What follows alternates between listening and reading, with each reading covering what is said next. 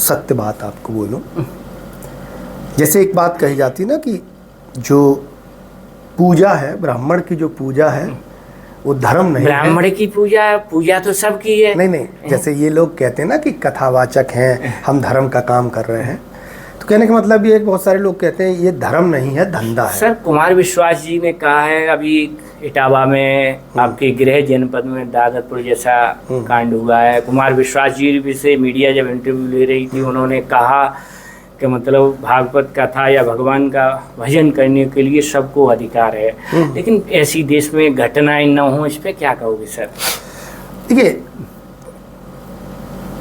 Article 13 जो संविधान में है वो ये कहता है कि संविधान लागू होने से पहले कोई भी ऐसी किताब, कुछ भी ऐसा जो आपके मौलिक अधिकारों को अमान्य बनाता है, आपके मौलिक अधिकारों का हनन करता है, उसको रद्द कर दिया जाए।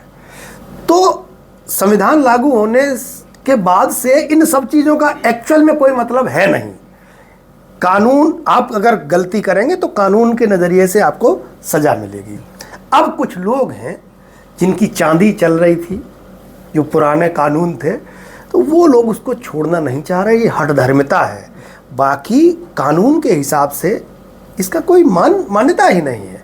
आप बताइए, आप खूब कहते रहिए, कोई भी दुनिया की गौतम धर्म सूत्र एक किताब है जो कहते हैं कि मनुस्मृति से पहले लिखी गई, तो आप उसको ले आइए, मनुस्मृति को ले आइए, जितनी भी स्मृतियाँ आप ले आइए, जितने भी ब्राह्मण ग्रंथ हैं आप ले आइए।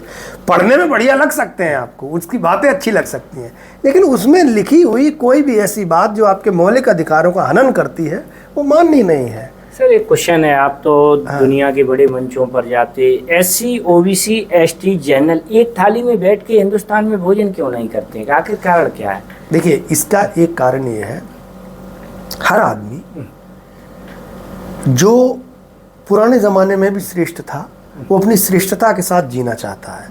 जैसे एक झोपड़ी में महाराणा प्रताप के जो लौपीटे होते हैं, मैं एक बार मिला, निकल रहा था तो उनकी वो सब देखा, तो मैं उनसे बात करने लगा, तो उन्होंने कहा कि मैं जो राणा सांगा का वंशज हूँ। तो मैंने कहा राणा सांगा के वंशज हैं तो आप घर क्यों नहीं बनाते? बोले हमारे पुरखों ने आन दी थी कि तुम लोग जो है पूरे देश दुनिया में भटकते रहना। तो वो मैंने उनकी बातों से ये सुना कि ये चाहे कितनी ही गरीबी में रहें, कितनी ही परेशान, इनके अंदर जो एक अतीत का गौरव है, जो श्रेष्ठता का गौरव वो रहता है। तो कुछ लोगों के अंदर जो अतीत का गौरव है, किन्हीं किताबों में लिखा है कि आप इतने महान थे, पूरी दुनिया आपके चरण वंदना करती थी, पूरी दुनिया आपके तलवे चाटती थी, आप चाहे कितना बड़ा अपराध कर दें आप पर कोई सज़ा लागू नहीं होती। तो बहुत सारे लोग अभी भी उसी बड़प्पन में, उसी श्रेष्ठता में जीना चाहते हैं, जो कि आज के युग में संभव नहीं है। ब्राह्मण, क्षत्रिय, वैश्य, शूद्र एक ही व्यक्ति के अंदर है। वही व्यक्ति जब ज्ञान की बात करता है, अपने बच्चों को पढ़ाता है, दूसरे को बच्चों को पढ़ाता है, या समाज को एक कोई नई दिशा देता है, वो ब्राह्मण है।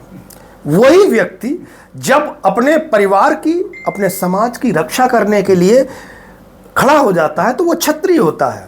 वही व्यक्ति जब अपनी आजीविका चलाने के लिए अपने कर्म के द्वारा विपणन करता है, धन अर्जित करता है, तो वैश्य होता है। और वही व्यक्ति जब घर में होता है तो खेती करता है, फावड़ा चलाता है, अपने बच्चों की सेवा करता है, तमाम, वो शूद्र होता है। ये सारी चीज़ें एक ही व्यक्ति के अंदर होती हैं।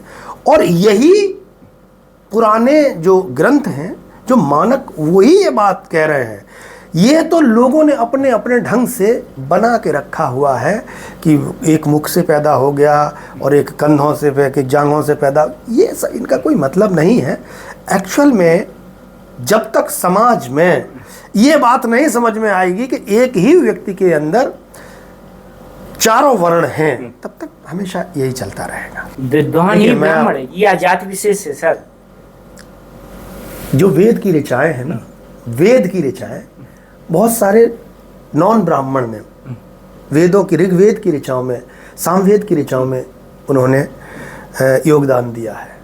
और ऋषि जावाली है, एक हुए हैं रामायण में, जो दशरथ के मंत्रिमंडल में थे, जो कहते हैं कि वो ब्राह्मण नहीं थे।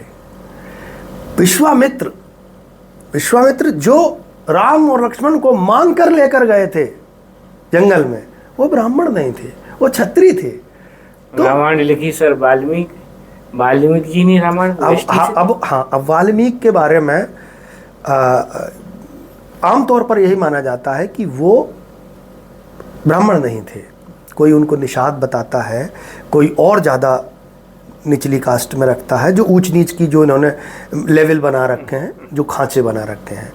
लेकिन सिर्फ रामायण नहीं, रामायण और महाभारत, और न केवल महाभारत, 18 पुराण जो महापुराण हैं, जिस व्यक्ति ने लिखे वो भी ब्राह्मण नहीं।